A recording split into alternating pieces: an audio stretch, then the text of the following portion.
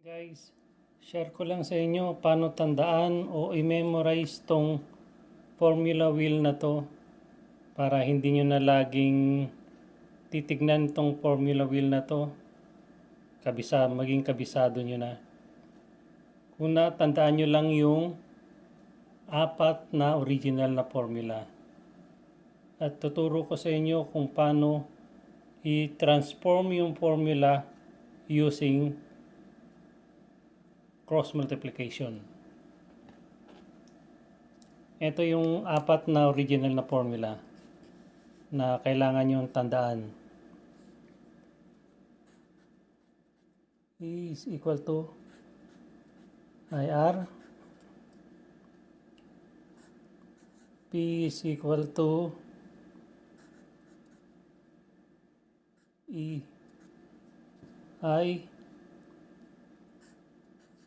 P is equal to E squared over R, at P is equal to I squared times R. Using cross multiplication, kung ang hanapin mo ay I, ibababa mo lang yung R dito. Lilipat mo yung R dito. So, ang magiging formula mo ay I is equal to E over R. At kung ang hanapin mo naman ay R, ibababa mo naman yung I dito. So, magiging formula mo ay R is equal to E over I. Ganon din dito sa formula na to. Kung ang hanapin mo ay itong E, ibababa mo yung I dito. Lilipat mo itong I dito. So, magiging formula mo ay E is equal to P over I. At kung ang hanapin mo naman ay itong I, yung E naman ang lilipat mo rito. So, magiging formula mo ay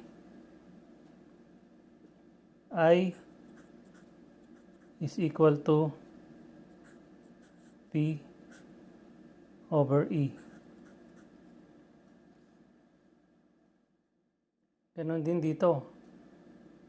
Dito, kung ang hahanapin mo itong R, kung ang hahanapin mo yung R, pagpapalitin mo lang sila. Pagpapalitin mo lang itong dalawang to. Yung P lalagay mo dito, yung R lalagay mo doon. So, magiging formula mo ay R is equal to E squared over P. Tapos kung ang hanapin mo naman itong E squared na to, ito isasama mo na siya dito. So, ang magiging formula mo ay E squared is equal to P times R. Ngayon, para makancel itong squared na to, ang formula ay magiging E square root of PR.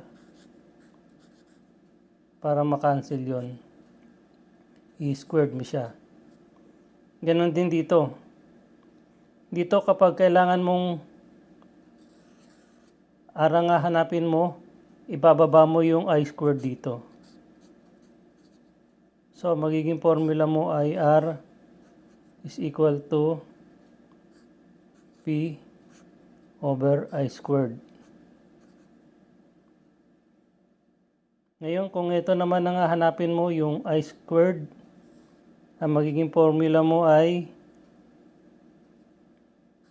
I squared is equal to, ito naman, arang ibababa mo rito, is equal to P over R, or I is equal to square root of P over R. Ganyan lang ang pag-transform ng formula. At hindi mo na kailangang laging titingin sa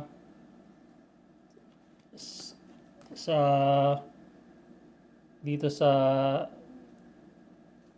wheel formula. Ito lang tandaan nyo, tapos ita-transform mo lang sa using cross multiplication. Yun lang, sana may natutunan din kayo.